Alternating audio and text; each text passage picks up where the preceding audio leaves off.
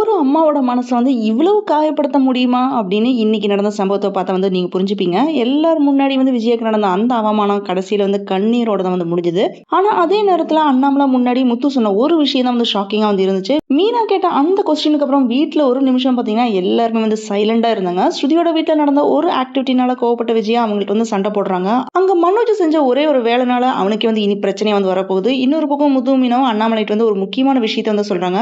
இன்னைக்கு சிறுடிகாசி எபிசோட் பார்த்தீங்கன்னா செம்ம எமோஷனல் அண்ட் எக்ஸைட்டிங்கா இருந்துச்சு. என்னெல்லாம் நடந்துச்சு அப்படின்றத வாங்க டீட்டெயில்டா பார்க்கலாம். சிறடிகாசி சீரியல் இன்னைக்கு நடந்த சம்பவத்தை பார்க்கும்போது இது எல்லாமே ஒரு ஃபேமிலிக்குள்ள நடக்கிற ரியல் ஃபீலிங்ஸ் மாதிரி தான் நம்ம கண்ணுக்கு முன்னாடி கொண்டுட்டு வந்திருக்காங்க. அந்த மாதிரி தான் நமக்கு தோணும். குறிப்பா சொல்லணும்னா முத்து மீனா அண்ணாமலை இவங்க சைடு நடந்த சீன்ஸ் எல்லாமே இமோஷனல் அண்ட் ஹார்ட் ரெஞ்சிங்கா இருந்துச்சு. ஆனா இன்னொரு பக்கம் விஜய்க்கு நடந்த அவமானத்தை பார்க்கும்போது ரொம்ப வருத்தமா இருக்குது. இன்னைக்கு எபிசோட் ஸ்டார்டிங்ல முதல்ல மனோஜ் அண்ட் ரோஹினி சீன்ல தான் ஸ்டார்ட் ஆகுது. மனோஜ் அவனோட ஷோரூம்ல எலித்தல் அதிகமா இருக்கு அப்படின்னு கவலையை பேசுறான். ரோஹினி இந்த ஆப்பர்ச்சுனிட்டி யூஸ் பண்ணிக்கிறா. மனோஜ் இந்த மாதிரி சொன்னனால ரோஹினி அதை விரட்டுறதுக்காக வேண்டி நான் அரேஞ்ச் பண்றேன் அப்படின்னு சொல்றா. அப்ப மனோஜ் என்ன சொன்னான்னு பாத்தீங்கன்னா இன்னைக்கு நைட் நீ என் கூட தங்கிக்கும், அந்த எலியை எப்படியாவது பிடிக்கணும் அப்படின்னு சொல்லிடுறான். இதனால ரோகிணி மனசுக்குள்ள ஒரு நல்ல பிளான் ஒன்று போடுறா. இதை வச்சு மனோஜ் கவுதிடலாம் அப்படின்ற வேற லெவல்ல பிளான் எல்லாமே போட்டு சந்தோஷத்துல அங்க வந்திருக்கா. வெளியே அவ ஃபீல் பண்ற மாதிரி தெரிஞ்சாலுமே உள்ளுக்குள்ள மனோஜ் முழுசா இவளோட கண்ட்ரோல் கொண்டுட்டு வரணும் அப்படின்ற ஐடியா மட்டும் தான் கிளியரா தெரியுது. ரோகிணியை பார்த்த உடனே மனோஜ் எலியை பிடிக்கணும் என்ன ஐடியா வச்சிருக்கு அப்படின்னு கேட்கறான். அதுக்கு ரோகிணி என்ன பண்றான்னு பாத்தீங்கன்னா ஒரு பூனையை கொண்டுட்டு விடுறா. அது ஒரு சாதாரண விஷயம் மாதிரி நமக்கு தோணினாலுமே அதுக்கப்புறம் நடந்த கான்வர்சேஷன் தான் மேட்டரே. பூனை எலியை பிடிச்சிடும் அப்படின்னு சொன்ன உடனே மனோஜ் நிம்மதியா ரோகிணியோட தனியா உட்காந்து பேசிட்டு இருக்கான். அப்ப மனோஜ் என்ன சொல்றான்னு பாத்தீங்கன்னா அப்பா அம்மா 2 பேருமே பிரிஞ்சு இருக்கிறது ரொம்ப கஷ்டமா இருக்கு அப்படின்னு சொல்றான். இந்த மாதிரி மனோஜ் மனசை ஓபன் பண்ணி ரோகிணிட்டு பேசிட்டு இருக்கான். உடனே ரோகிணி அதே ஃபீலிங்ஸ் யூஸ் பண்ணி என்ன சொல்றான்னு பாத்தீங்கன்னா நானும் உன்னை பிரிஞ்சு ரொம்ப கஷ்டப்படுறேன் அப்படின்ட்டு எமோஷனலாவும் ரொமான்டிக்காவும் பேசுறா. அதை கேட்ட மனோஜ் ஃபுல்லா உருகிடுறான். இந்த சீன்ல ரோகிணி எவ்வளவு ஆபியஸா மனோஜோட வீக்னஸ் யூஸ் பண்றா அப்படின்னு கிளியரா தெரியுது. ஆனா இன்னைக்கு எபிசோட ரொம்ப பெரிய ஹைலைட்டே முத்து அண்ட் மீனா ஃபேமிலி சீன் தான். அங்க முத்து மீனாவோட வீட்டுல சந்தோஷமா இருக்கான். அண்ணாமலையில இருந்து எல்லாருமே சாப்பிட்டுட்டு இருக்காங்க. வீட்டுல எல்லாருமே சேர்ந்து சாப்பிடுற அந்த சீன் ரொம்ப நேச்சுரலா இருந்துச்சு. அப்ப முத்து என்ன பண்றானா மீனாவையும் அவளோட அம்மாவையும் உட்கார வச்சு அவங்களுக்கு சாப்பாடு பரிமாறிட்டு இருக்கான். அந்த சீனை பார்க்கும்போது ஒரு நல்ல மருமகன் எப்படி இருக்கணும் அப்படின்றதுக்கு ஆன்சர் மாதிரி தான் இருந்துச்சு. அதுக்கு மீனோட அம்மா என்ன சொல்றாங்கன்னு பாத்தீங்கன்னா ஆம்பளைங்க சாப்பிட்டதுக்கு அப்புறம் தான் நாங்க சாப்பிடுவோம் அப்படின்ட்டு ஓல்டு ஃபேஷன் ஃபீலிங்ஸ்ல சொல்லிட்டு இருக்காங்க. அப்ப முத்து சொன்ன ஆன்சர் தான் பாத்தீங்கன்னா ரொம்ப அழகா இருந்துச்சு. அதெல்லாம் அந்த காலம் இப்ப அப்படியெல்லாம் யாருமே இல்லை அப்படின்னு முத்து சொல்றான். இந்த மாதிரி சொல்றதுனால உமனுக்கு முத்து கொடுக்குற ரெஸ்பெக்ட் நல்லாவே தெரியுது. இந்த ஒரு டயலாக் கண்டிப்பா ஃபேன்ஸ் கிட்ட நல்ல ரிசீவ் ஆயிருக்கும் அப்படின்னு நினைக்கிறேன். முத்து இந்த மாதிரி சொன்னதை பத்தி நீங்க என்ன நினைக்கிறீங்க அப்படின்னு உங்க கருத்துக்களை பதிவு பண்ணுங்க. அதுக்கப்புறம் இவங்க புதுசா ஸ்போக்கன் இங்கிலீஷ் கிளாஸ்ல சேர்ந்ததை பத்தி எல்லார்ட்டையும் பேசிட்டு இருக்காங்க. அது இன்னுமே எமோஷனலா இருந்துச்சு. அந்த நேரத்துல அங்க ஸ்வேதா என்ன சொல்றான்னு பாத்தீங்கன்னா நான் அங்க இங்கிலீஷ் டீச்சரா வரேன் அப்படின்னு சொல்றான். அதை கேட்ட அண்ணாமலை சந்தோஷப்படுறாரு. கூடவே நீ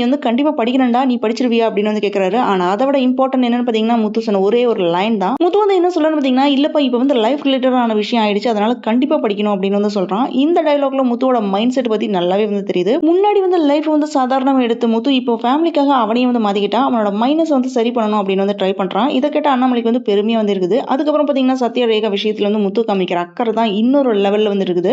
சத்யா பாத்தீங்கன்னா தனியா மாடியில நின்னுட்டு இருக்கான். அப்ப அவன்கிட்ட போய் மீனா என்ன பிரச்சனை அப்படின்னு கேக்குறாங்க. அதுக்கு சத்யா என்ன சொல்றான்னு பாத்தீங்கன்னா ரேகாக்கு அவளோட அப்பா மேல சந்தேகமா இருக்கு அப்படின்னு சொல்றான். உடனே முத்து அவர் உங்ககிட்ட எப்படி நடந்துக்கிறாரு அப்படின்னு கேக்குறான். அவர் எங்கிட்ட எப்பவும் போல பழைய மாதிரி தான் நடந்துக்கிறாரு. இம்பார்ட்டன்ட் ரெஸ்பான்சிபிலிட்டிஸ் எல்லாமே எங்கிட்ட தான் கொடுக்குறாரு அப்படின்னு சொன்ன உடனே என்ன பிரச்சனை வந்தாலுமே நாங்க இருக்கிறோம் பாத்துக்கலாம் அப்படின்னு சத்யாக்கு முத்து ஆறுதலா சொல்லிட்டு இருக்கான். இந்த மாதிரி முத்து சொல்றது ஒரு ஃப்ரெண்ட் மாதிரி எல்லாம் கிடையாது, ஒரு ஃபேமிலி மெம்பரா சொல்றான். அதுதான் முத்துவோட உண்மையான கேரக்டரே. நெக்ஸ்ட் பாத்தீங்கன்னா விஜயா சைடுல நடந்த சீன் ரொம்பவே எம்பரைசிங்கா இருந்துச்சு. ஸ்ருதியோட வீட்டுல பார்ட்டி அரேஞ்ச்மெண்ட்ஸ் எல்லாமே ஸ்ருதியோட அம்மா செஞ்சுட்டு இருக்காங்க. இந்த பார்ட்டி கல்ச்சர் எல்லாமே விஜயாக்கு கம்ப்ளீட்லி புதுசா இருக்கு.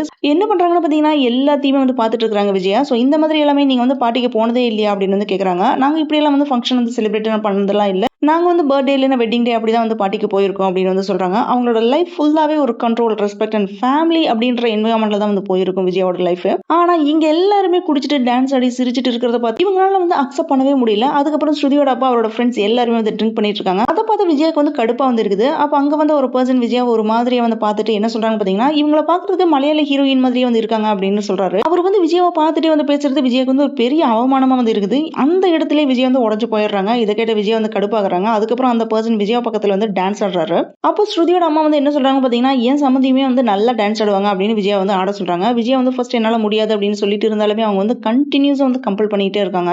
அதனால கடுப்பான விஜய் வந்து கோவத்துல என்ன சொல்றாங்க பாத்தீங்கன்னா, நான் இங்க வந்து டான்ஸ் ஆடவா வந்திருக்கேன் அப்படின்னு வந்து கத்துறாங்க. இந்த ஒரு வாய்ஸ்ல விஜயோட ஷேம், ஆங்கர் அண்ட் ஹெல்ப்லெஸ்னஸ் எல்லாமே இருந்துச்சு. உள்ளுக்குள்ள இருந்த கோவம், வேதனையும் பர்ஸ்ட் அவுட் ஆகுது. உடனே மாடிக்கு போய் தனியா உட்கார்ந்து அழுதுட்டு இருக்காங்க. இந்த சீனுக்கு அப்புறம் மாடியில வந்து தனியா உட்கார்ந்து அழுகிற விஜய் வந்து பார்க்கும்போது பரிதாபமா தான் இருக்குது. உங்களுக்குமே இந்த ஃபீல் வந்துச்சா? இல்ல இப்படிதான் வந்து விஜய்க்கு வேணும் அப்படின்ட்டு உங்களுக்கு தோணுதா அப்படின்னு சொல்லுங்க. அதுக்கப்புறம் மனோஜுக்கு வந்து கால் பண்ணி நான் உன்னோட ஷோரூமுக்கு வரேன் அப்படின்னு வந்து சொல்றாங்க. சோ இனி வந்து பெரிய பிரச்சனை வரப்போகுது அப்படின்றக்க வேண்டிய ஒரு சிக்னலா இருக்குது. ஏன்னா ரோகிணி அண்ட் மனோஜ் வந்து தனியா இருக்கிற நேரத்துல விஜயா வந்தா அடுத்த எபிசோட் ஹியூஜ் சென்சேஷனா வந்து டெஃபினட்டா வந்து சேஞ்ச் ஆகும் அப்படின்றது கன்ஃபார்ம் தான். இப்படிதான் இன்னைக்கு எபிசோட் வந்து முடிஞ்சிருக்கு. விஜய் எடுத்த அந்த சடன் டிசிஷனால இனிமே இந்த ஃபேமிலி வந்து தலைகீழ வந்து மாற போகுதா? இன்னொரு பக்கம் முத்து வந்து லைஃபுக்காக எடுத்துக்கிற நியூ இனிஷியேட்டிவ் அண்ணாமலையோட மனசு வந்து டிஸ்டர்ப் பண்ணிடுச்சு. ஆனா மனோஜ் ஷோரூமுக்கு விஜயா போனதுக்கு அப்புறம் தான் அங்க என்ன நடக்க போகுது அப்படின்றது தெரியல. ரோகிணியோட உண்மையான ஃபேஸ் வெளியில வரப்போகுதா? இல்ல இதை விட பெரிய எக்ஸைட்மெண்ட் நெக்ஸ்ட் எபிசோட்ல வந்து வெயிட்டிங்ல இருக்குது. என்னெல்லாம் நடக்கும் அப்படின்றத நாம வெயிட் பண்ணி பார்க்கலாம். Thanks for joining with me. இந்த வீடியோ உங்களுக்கு பிடிச்சிருக்கும் நம்புறேன். இந்த வீடியோக்கு லைக் பண்ணுங்க, ஷேர் பண்ணுங்க, சப்ஸ்கிரைப் பண்ணுங்க. Have a great day.